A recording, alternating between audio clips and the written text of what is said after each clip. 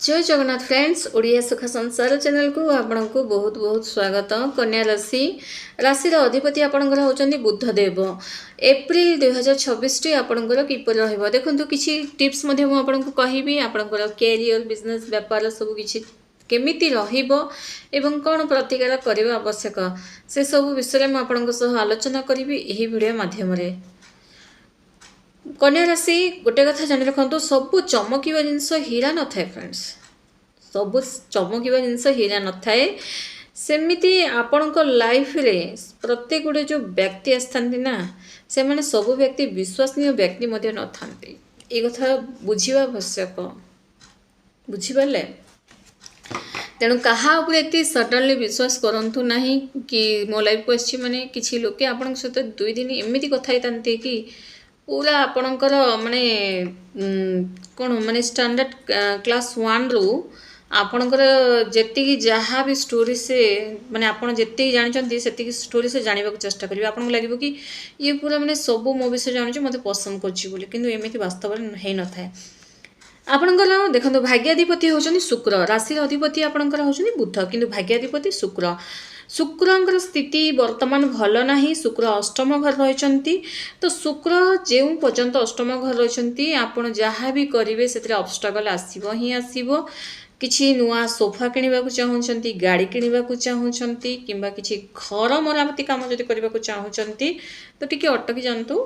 19 April पर जब शुक्र नवम स्थान को जीवे तेबे आपणकर सब काम आपण आरंभ कर दियंतु सेबे आपणक पई बहुत शुभदायक रहिबो। कारण 19 एप्रिल आगु एते किसी भल नहीं जेहेतु शुक्र अष्टम घर रहिबा जहाँ भी आपण गुडी जिद्दी ऊपर कले मध्य से कामटा बनी तेणु 19 एप्रिल पर करबा बहुत बढ़िया रहिबो। बिजनेस व्यापार आरंभ करबा तो बढ़िया अछि। कैरियर विषय जानिबा देखो कामर टेंशन आपनकर दूर हम चाकरी मिलिबो। यही एप्रिल मासरे सब प्रोजेक्ट जो आप किसी प्रोजेक्ट जंत रिलेटेड किसी जॉब करछन्ती सब प्रोजेक्ट रे आपनको सफलता मिलिबो।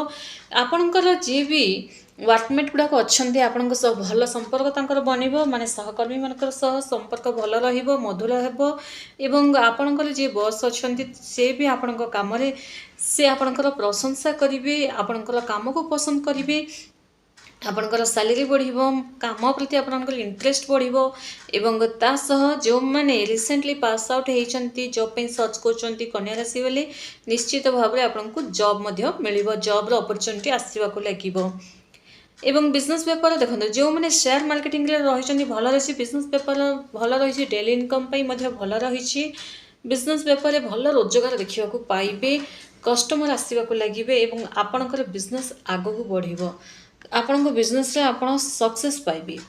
स्वास्थ्य विषय जानिबा देखो स्वास्थ्य रोग जंत समस्या टिके देखा माने पुराना रोग आपणकर किसी एसिडिटी जंत समस्या स्किन एलर्जी जंत समस्या जदि किछि थिला तो निश्चित भाव में देखा पुराना रोग। तेणु जहाँ भी आप किसी नुआ प्रोडक्ट यूज कर जहाँ भी कौन खाऊँ पीऊँ ध्यान देना खाइबा उचित। एमती नुहे जे आपणकर जहाँ भी माने किसी भी आप खाईदेवी किसी हेनी कहीकिना एमती नुहे निजर स्किन रे भी किसी लगाउछंती तो भाभी चिंती लगेबा आवश्यक। शिक्षा विषय जानिबा देखंतु संदेव पढ़ारे तो भल रही मन रहिबो जहाँ भी पढ़िबे आपणकर पाठटा मन रहिबो एवं निज लक्ष्य को आपण प्राप्ति करिबारे बहुत सारा चेष्टा करिवे लक्ष्य प्राप्ति करिवे एवं आपण सब प्रकार ऑब्स्टेकल गुडा को डेइबे अर्थात आपणकर सब प्रकार बाड़ डेइकी ही आपण निज लक्ष्यटा को प्राप्ति करिवे। एमिति प्रकार जोश आपणक भितर देखा जिवो विद्यार्थी माने। तेणु एही जो मास विद्यार्थी मानक पई बहुत बढ़िया रही जो माने शिक्षा क्षेत्र जॉब करछन तांको पई मध्ये बहुत बढ़िया रही।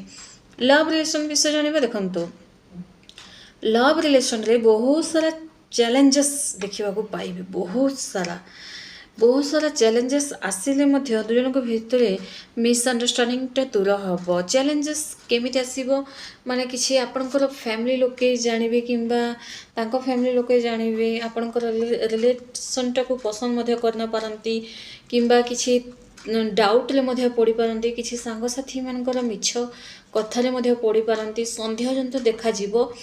संदेह देखा गले आपणकर चैलेंजेस इे चलुते जन भितर मिसअंडरस्टैंडिंग दूर हम पुणी आपण भितर अंडरस्टैंडिंग भल हम प्रेम बढ़ ଏବଂ ତା ସହ ଯଦି ବି ଦେଖନ୍ତୁ ଯେମିତି ମାସର ଶେଷ ହେଇଯିବ, ଯେମିତିକି ଏପ୍ରିଲ 20 ଆଡ଼କୁ ଜଣଙ୍କ ଭିତରେ କେହି ତୃତୀୟ ଲୋକ ଯଦି ଏଣ୍ଟ୍ରି କରିଥିଲେ ସେ ମଧ୍ୟ ସାଇଡ୍ ହେବେ। ଏପ୍ରିଲ 20 ପରେ ଲଭ୍ ରିଲେସନରେ ବହୁତ ବଢ଼ିଆ ରହିଛି।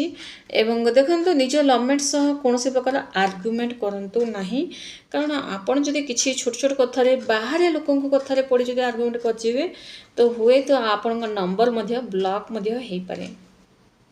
ଧ୍ୟାନ ଦେବା ଆବଶ୍ୟକ। ଦାମ୍ପତ୍ୟ ବିଷୟ ଜାଣିବା। ଦେଖନ୍ତୁ ଦାମ୍ପତ୍ୟଟା ଭଲ ରହିଛି। ନିଜ ପାର୍ଟନରଙ୍କର ଶରୀରକୁ ନେଇ ଆପଣଙ୍କର ଚିନ୍ତା ବଢ଼ିବ, ତାଙ୍କ ଶରୀର ଟିକେ ମୋଟାପା ବଢ଼ିପାରେ କିମ୍ବା କିଛି ଫ୍ୟାମିଲି ଲୋକଙ୍କର କଥାକୁ ନେଇ ଦୁଇ ଦାମ୍ପତ୍ୟଙ୍କ ଭିତରେ ଆର୍ଗୁମେଣ୍ଟ ମଧ୍ୟ ଦେଖା ଦେଇପାରେ, କିଛି କଥାକୁ ନେଇ ପାଟିତୁଣ୍ଡ ମଧ୍ୟ ଦେଖାଦେବ। ତେଣୁ ଆପଣ ହିଁ ଟିକେ ସହିବାକୁ ପଡ଼ିବ। ଯଦି ଆପଣ କନ୍ୟା ରାଶିରେ ଅଟନ୍ତି ଟିକେ ମୁଣ୍ଡ ନୁଆଇବାକୁ ହିଁ ପଡ଼ିବ। ଦେଖନ୍ତୁ କିଛି ସମ୍ପର୍କକୁ ମାନେ ରକ୍ଷା କରିବାକୁ ଯାଇ କିଛି ଆମେ ନିଜେ ଯଦି କିଛି ସ୍ଥାନରେ ଚୁପ୍ ରହିବା ହିଁ ଭଲ ରହିଥାଏ, ବୁଝିପାରିଲେ। ତେଣୁ କିଛି ଆପଣଙ୍କୁ ହିଁ ଆଡ଼ଜଷ୍ଟମେଣ୍ଟ କରି ଚାଲିବାକୁ ହିଁ ପଡ଼ିପାରେ ଦାମ୍ପତ୍ୟ ଜୀବନରେ। ଏବଂ ନିଜର ପାର୍ଟନରଙ୍କର ସ୍ୱାସ୍ଥ୍ୟକୁ ଟିକେ କେୟାର କରନ୍ତୁ। ତାଙ୍କୁ ମାନେ ସେ କ'ଣ ଖାଉଛନ୍ତି କ'ଣ ନାହିଁ ଟିକେ ଡାଏଟ୍ ଫଲୋ କରିବାକୁ ଚେଷ୍ଟା କରନ୍ତୁ, କାରଣ ଟିକେ ମୋଟାପା ମଧ୍ୟ ଦେଖା ଦେଇପାରେ। ତ କ'ଣ କରିବେ ଦେଖନ୍ତୁ ଫ୍ରେଣ୍ଡସ୍, ଏଇ ଯେଉଁ ମାସ ଏପ୍ରିଲ ମାସରେ କିଛି ସ୍ଥାନରେ ଆପଣଙ୍କ ପାଇଁ ଲାଭ ରହିଛି, କିଛି ସ୍ଥାନରେ ନିଜକୁ ଟିକେ ସହିବାକୁ ପଡ଼ିପାରେ। ତ ଏସବୁ ରହିଛି ଆପଣଙ୍କ ପାଇଁ। ତ ଯାହା ଯାହା ମୁଁ ଭିଡ଼ିଓ ମାଧ୍ୟମରେ କହିଲି, କିଛି ଯାହା ଯାହା ଟିପ୍ସ ମୁଁ ଆପଣଙ୍କୁ କହିଲି, ନିଶ୍ଚିତ ଭାବରେ ସେ ଟିପ୍ସ ଗୁଡ଼ାକୁ ଫଲୋ କରନ୍ତୁ, ଆପଣଙ୍କ ପାଇଁ ହିଁ ଭଲ ରହିବ। ଏବଂ ଆପଣ ଗଛମାନଙ୍କୁ ପ୍ରତ୍ୟେକ ଦିନ ପାଣି ଦିଅନ୍ତୁ। ଗଛମାନଙ୍କୁ ପାଣି ଦେଲେ ଆପଣଙ୍କର ଯାହା ବି ଗ୍ରହ ଦୋଷ ଥିବ ତାହା କଟିବାକୁ ଲାଗିବ।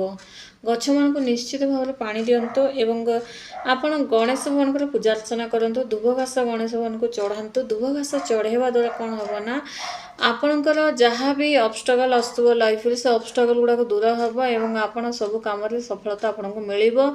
ଗଣେଶ ଭଗବାନ ହିଁ ଅଟନ୍ତି ବ୍ୟକ୍ତିଙ୍କ ଜୀବନରେ ଯାହା ବି ଅବଷ୍ଟକଲ୍ ଆସିଥାଏ ସେ ଅବଷ୍ଟକଲ୍ଟାକୁ ଦୂର କରିଥାନ୍ତି। ତେଣୁ ନିଶ୍ଚିତ ଭାବରେ ଗଣେଶ ଭଗବାନଙ୍କର ପୂଜା ଅର୍ଚ୍ଚନା କରନ୍ତୁ ଏବଂ ଗଣେଶ ଭଗବାନଙ୍କୁ ଧୁବ ଘାସ ଅର୍ପଣ କରନ୍ତୁ। ଦେଖିବେ ସବୁ କାମ ଆପଣଙ୍କର ଆପେ ଆପେ ବନିବାକୁ ଲାଗିବ। କିଛି ଶତ୍ରୁ ଯେଉଁ ଆପଣଙ୍କର ଭିତରିଆ ରହିଛନ୍ତି ସେ ଶତ୍ରୁ ମଧ୍ୟ ଆପଣଙ୍କର କିଛି ବିଗାଡ଼ି ପାରିବେ ନାହିଁ, ଯଦି ଆପଣ ଗଣେଶ ଭଗବାନଙ୍କର ସବୁଦିନ ଯଦି ଆପଣ ପୂଜା କରିବେ। ଯଦି ଧୁବ ଘାସ ଯଦି ଆପଣଙ୍କୁ ମିଳୁଛି ସବୁଦିନ ଆପଣ ଗଣେଶ ଭଗବାନଙ୍କୁ ଚଢ଼ାଇ ପାରନ୍ତି, ଯଦି ନାହିଁ ବୁଧବାର ଦିନ ଗୋଟେ ଦିନ ମାତ୍ର ଚଢ଼ାଇଲେ ମଧ୍ୟ ହେବ। କିନ୍ତୁ ଗଛମାନଙ୍କୁ ଟିକେ ପାଣି ଦେବାକୁ ଚେଷ୍ଟା କରନ୍ତୁ ଏବଂ ଆଖପାଖରେ ଟିକେ ମାନେ ଡାର୍କ ଗ୍ରୀନ୍ ଯେଉଁଟା ଗାଢ଼ା ସବୁଜ ରଙ୍ଗ ଯେଉଁଟା ସେମିତିଆ ଗଛ କିଛି ଲଗାଇବାକୁ ଚେଷ୍ଟା କରନ୍ତୁ।